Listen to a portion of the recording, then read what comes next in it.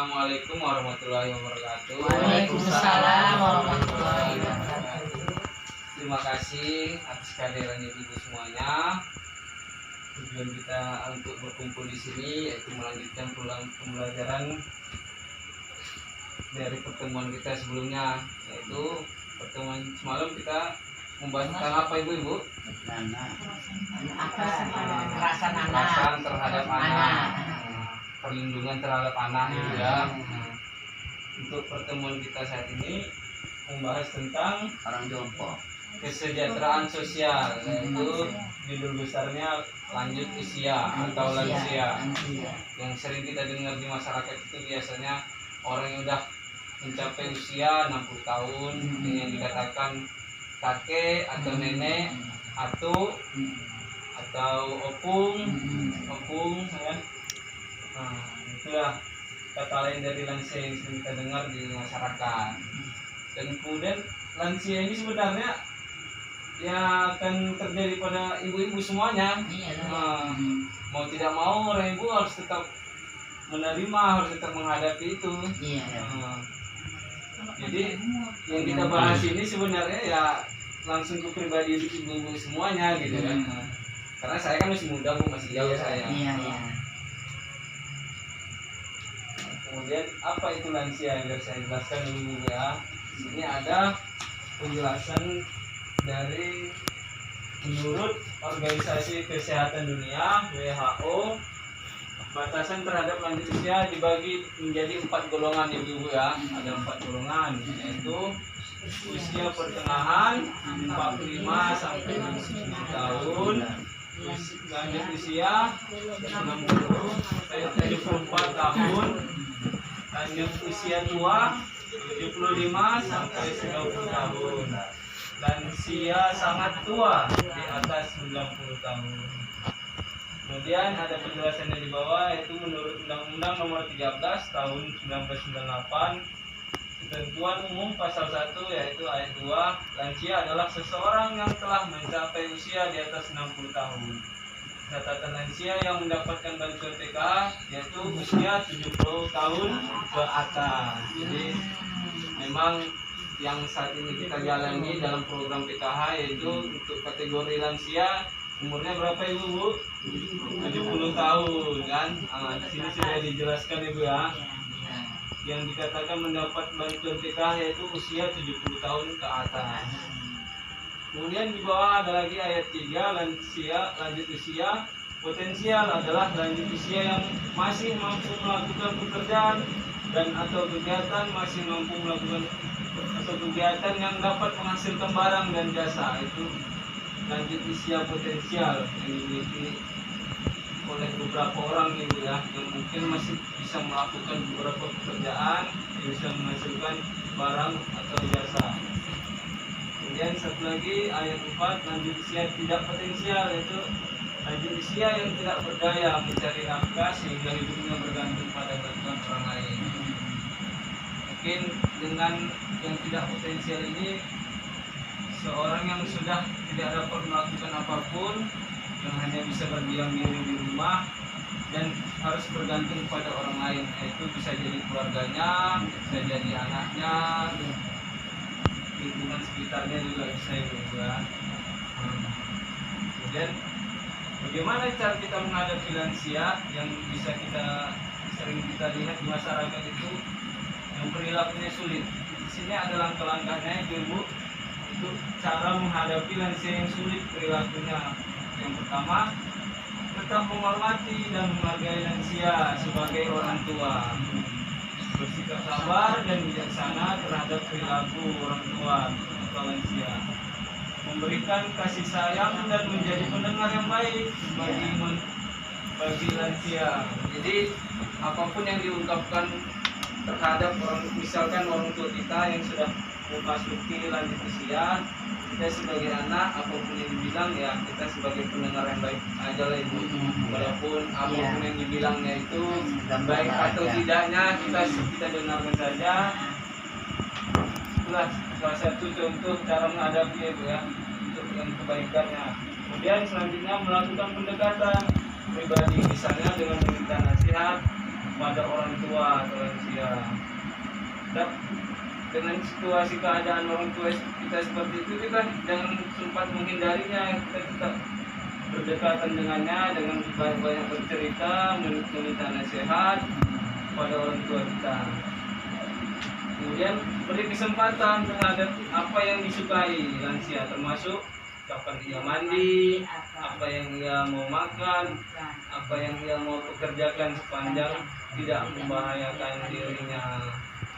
Jadi kita sebagai anak ataupun sebagai masyarakat yang melihat apabila ada seseorang yang sudah memasuki lansia, kita harus tetap bantu, tetap kita sukai apa yang dia lakukan, harus kita dukung. Yang penting sepanjang pekerjaan yang dia lakukan tidak membahayakan dirinya sendiri. Penting harus kita bantu gitu ya. Tidak mesti harus keluarganya, kita juga sebagai masyarakat harus kita peduli sama tetangga ataupun sama yang tinggal di daerah tempat tinggalnya. Sini ada beberapa tempat lembaga yang bisa sebagai rujukan tempat lansia di mana Ibu ya. Yang pertama ada puskesmas, tempat rujukan lansia mengalami masalah. Yang pertama puskesmas, panti jompo atau panti lansia, dinas sosial setempat, kelompok keagamaan yang peduli lansia, kemudian pendamping lansia, lembaga masyarakat yang peduli lansia. Inilah beberapa lembaga tempat yang bisa untuk masyarakat kunjungi, datangi, dan menanyakan bagaimana untuk bisa merawat, bagaimana seseorang itu memasuki lansia agar tidak terlantar itu ya. Bisa untuk melapor ke tempat-tempat lembaga ini. Kemudian ada beberapa yang namanya lansia ini kan Bu, pasti ada banyak perubahan itu, baik dalam fisik, baik dalam psikososial, kemudian spiritual atau rohani. Yang dirasakan pada lansia itu banyak Bu, pasti baik dari sifatnya, fisiknya, banyak yang terjadi perubahan itu Bu.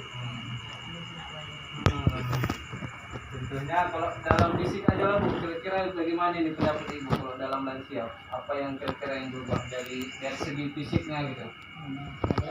Tenaganya tenaganya berkurang. Agak ngantuk cakapnya dia. Iya. Cakapnya enggak betul lagi lah. Iya, jadi jauh Harus sabar lah ada Cakap berulang-ulang.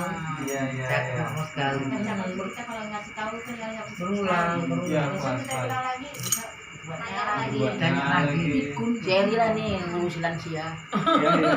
Ini emakku Salah satu contoh perubahan Itu sulam lansia ngurusin dari segi fisiknya yaitu Bu, dari ini Bu, kulitnya. Keriput nih Pak. Kacamata lah Pak, kalau keriputnya. Kalau nggak kacamata nggak keriput. Yang awalnya ketat kan Iya, keriput. daging, sekarang keriput, wajah keriput juga. Iya. Kemudian gigi mulai goyang atau tinggal sedikit Iya. atau ompong. Ini goyang semua ya. Goyang semua ya. Ingat 4 aja. 2, 3, 4. Ompong. Iya. Daging bisa makan. Opung yang masuk lansia itu ya, opung ya. Tapi itu anak lagi Pak sama ini. Aku kan ani lakiku, enggak kan ini opung lansia juga. Jadi untuk kondisi psikosoial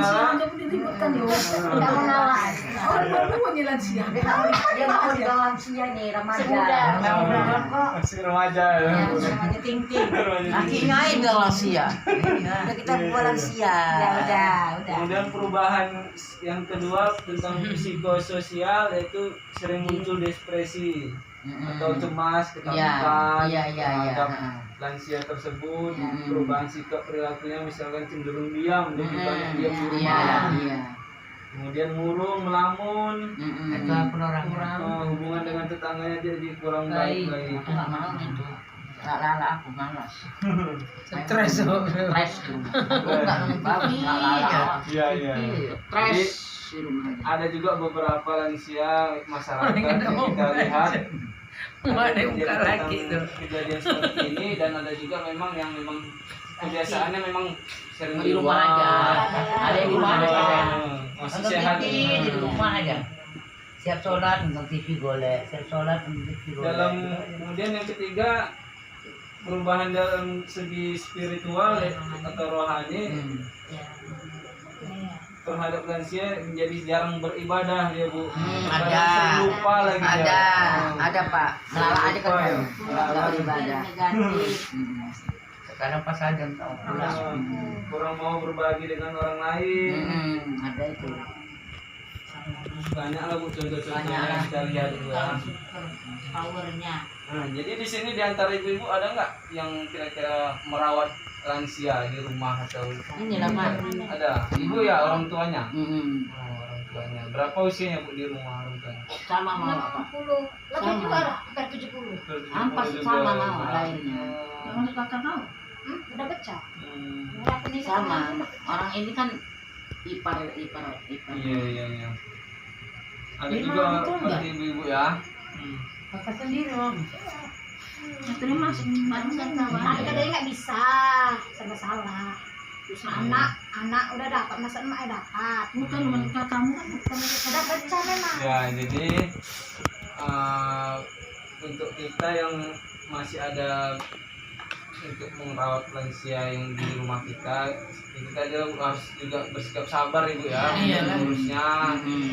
Dengan keadaannya seperti itu, dengan perilakunya seperti itu, kita harus banyak bersabar juga, gitu ya. Karena dengan kita bersabar akan membantu terhadap lansia tersebut menjadi lebih terawat lagi, ya, Bu. Bapak mau saya di rumah kan, Bang makan, terus Bang makan Bang. Udah habis, nanti dari saya tanyanya dia ada lagi tanya. Memang gitu. Itulah, Bu. Saya jengkel kan, yang nanya itu tanya itu kan dihabiskan, ditinggalkan lah. Ditinggalkan, ditanyanya. Oh bilang habis. Saya sabar. Iya sabar, ginda dah jawab. Astagfirullahaladzim. Itulah memang situasi yang sering terjadi di masyarakat yang kita rasakan bagaimana untuk merawat lansia. Terkadang banyak juga yang tidak tahan itu, Bu. Kita sebagai anak gitu kan, ada peribahasa yang kata-kata mutiara yang saya pernah dengar itu, orang tua bisa mengurusi anak lebih dari 10 ataupun berapa anaknya, tetapi anak yang begitu banyak tidak bisa mengurus satu dua. Itulah hebatnya orang tua kita ya, Bu. Kalau orang tua kaya Pak, anak jadi raja Pak. Kalau anak yang kaya, orang tua jadi babu, membantu. Itu, Ibu, ya, yang terjadi. Istilahnya gitu lah Pak. Itulah kebanyakan. Iya, makanya terkadang sampai sering terjadinya lansia yang anggota masyarakat kita yang terkena lansia sering terlantarkan dia, Bu. Iya, betul. Karena anaknya yang sudah tidak bisa mengurusnya, yang malas, nggak tahu lah kita. Dengan urusan sendiri, Pak. Ini ada beberapa contoh, Ibu, ya, kekerasan dan pelantaran terhadap lansia. Dan kita lihat sama-sama di sini, Bu. Iya, Bu, kecil. Baik di segi fisik, Bu, ya, kekerasan terhadap penelantaran terhadap lansia dari segi fisik, kekerasan yang dilakukan sehingga menyebabkan rasa sakit, luka, cacat atau penyakit. Contohnya apa itu, Bu, perbuatannya? Mendorong, mukul, tidak menyediakan makan, itu salah satu contoh penelantaran yang dilakukan terhadap lansia, Ibu, ya. Kemudian segi yang kedua, verbal atau kata-kata. Tidak menggunakan kata-kata yang seringkali menyakitkan, tindakan menggunakan kata-kata yang seringkali menyakitkan. Salah satu contohnya menyebut nama saja, menghina, mengancam, menakut-nakuti, membentak, marah dengan kata-kata. Kemudian yang ketiga, emosi, tindakan sikap yang menimbulkan rasa tidak nyaman bahkan trauma termasuk penelantaran. Contohnya membiarkan lansia sendirian kan, membatasi bertemu teman, tidak peduli, mendiamkan atau menelantarkan. Dan keempat, finansial, contohnya memanfaatkan uang lansia, menggunakan tanpa izin, tidak memberikan keluasan menggunakan uang. Itulah salah satu contoh tindakan penelantaran terhadap lansia. Ini juga ada juga sini ada juga beberapa contoh di sini tentang penelantaran lansia, yaitu tindakan orang di sekitar lansia yang membiarkan lansia tidak terpenuhi hak-haknya sebagai berikut.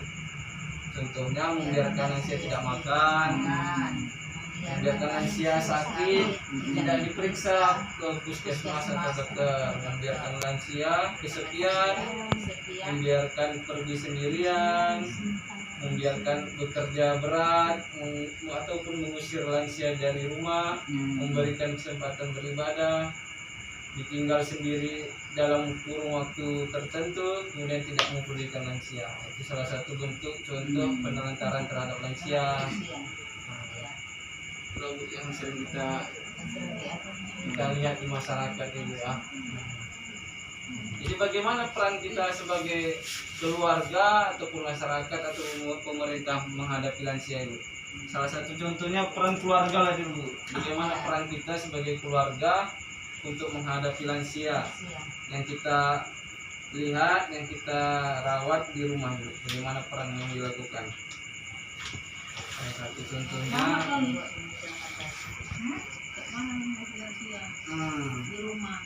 peran keluarga, peran ibu lah, atau sebagai anak, gimana peran ibu di rumah?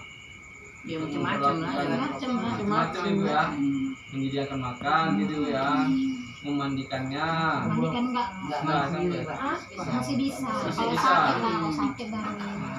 Ataupun menggantikan pakaian gitu. Dalam Bisa sini bisa sendiri. juga. Mungkin tempat tidur lah itu ya, membersihkan tempat tidurnya, membersihkan tempat tidurnya itu ya. Kalau nggak bisa mereka kerjaan dia. Jadi raja Gitu di ya. rumah. Bisa, cuman awak semua. Udah jadi raja di rumah, udah enak lah. Iya. Jadi orang tua yang di rumah tinggal makan, tinggal tidur, makan aja, udah. tidur kita dia Bu ya. Udah enak lah. Itulah peran ibu di keluarga gitu ya. Sebagai anak untuk menghadapi mengurus lansia yang di rumah itu ya. Jadi kemudian bagaimana peran masyarakat terhadap lansia, yaitu kerjasama dengan puskesmas untuk menyediakan posyandu lansia. Kemudian menggalang pertemuan lansia rutin, mengikuti pengajian atau kebaktian seni budaya arisan, mengajak lansia ikut hadir dalam kegiatan gotong royong, mengundang lansia dalam acara-acara. Itulah beberapa peran di masyarakat yang harus dilakukan terhadap lansia. Tetap mengikuti segala kegiatan yang bisa diikuti terhadap lansia dan tidak membiarkannya, tidak mengasuhannya itu. Kemudian bagaimana peran pemerintah untuk membantu lansia tersebut dengan membuat kemudahan bagi lansia dalam menggunakan fasilitas umum. Contohnya kalau di kota ibu ya, kita lihat ada di mall itu mungkin ada, kita lihat jalan tangga berjalan itu khusus untuk tangga lift khusus untuk yang lansia ibu ya, untuk memakai kursi roda bisa jalan. Kemudian di mall-mall ada juga toilet khusus juga untuk lansia ada. Itu salah satu contoh yang di tempat umum yang kita lihat untuk membantu para lansia apabila keluar rumah.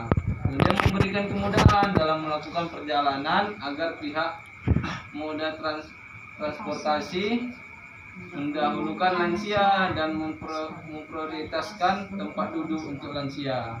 Mungkin dalam segi angkutan ibu ya, memberikan kemudahan dalam melakukan perjalanan seperti dalam menaiki bus ibu ya. Kemudian ada lagi memberikan pelayanan khusus bagi lansia di puskesmas. Diberikan satu layanan di satu fasilitas kesehatan, yaitu ada untuk khususnya lah untuk lansia di puskesmas. Kemudian lagi memberikan pelayanan atau loket khusus, keringanan biaya untuk pembelian tiket di tempat rekreasi, tiket untuk perjalanan. Jadi terhadap lansia tersebut juga diberi hal yang khusus gitu ya, yang berbeda dengan yang lain agar dia tetap bisa untuk berrekreasi. Jadi banyak yang sudah kita bahas.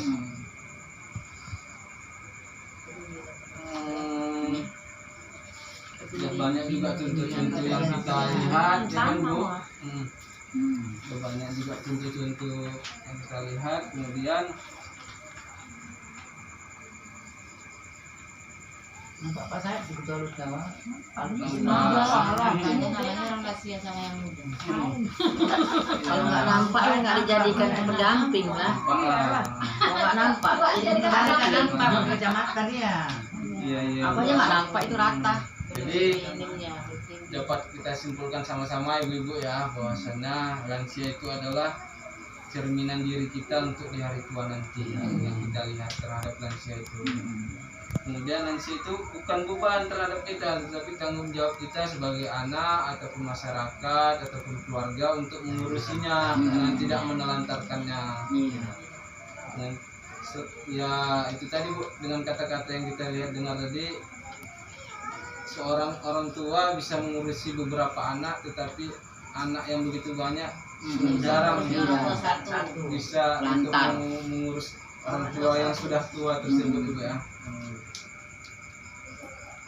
Kemudian mari kita dukung dan semangat kepada lansia agar lansia tetap bahagia dan sejahtera dalam mengisi hari-harinya. Mari memperlakukan lansia dengan baik, karena biasanya apa yang kita tabur itu yang akan kita tuai nanti selanjutnya pada lansia. Jadi untuk pembahasan kali ini kita cukupkan dulu ya Bu ya. Yang intinya Ibu harus pahami bagaimana cara mengurus orang tua kita, yang lansia yang ada di masyarakat juga. Dan nilai pentingnya lagi yang Ibu harus pahami, Ibu harus dengan situasi sekarang ini Ibu seharusnya udah bisa bersyukur gitu Bu. Kenapa bisa bersyukur? Karena Ibu udah memasuki udah usia, lanjut usia sebentar lagi.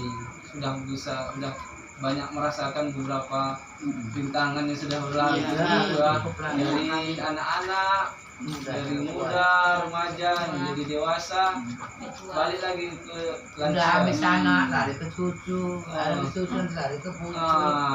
Itulah bersyukurnya harus yang Ibu rasakan, karena sudah merasakan begitu banyak hal dalam hidup ini. Banyak lah Pak. Ya. Masa kita dirasakan, lapor polisi dia rasakan. Iya.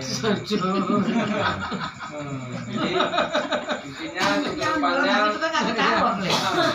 intinya sebenarnya kalau bisa jangan kawan sama polisi, jangan kawan sama rumah sakit kan. Sudah kena dua-dua Pak.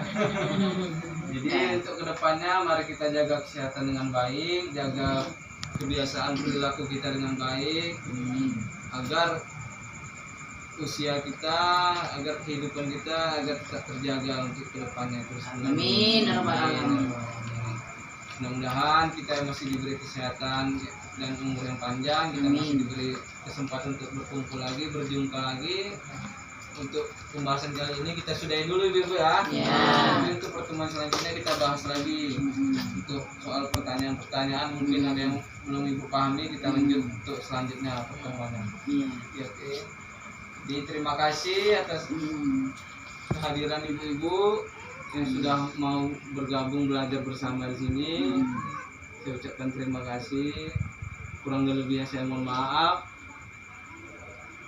Wabillahi taufiq wal hidayah. Assalamualaikum warahmatullahi wabarakatuh. Waalaikumsalam warahmatullahi wabarakatuh.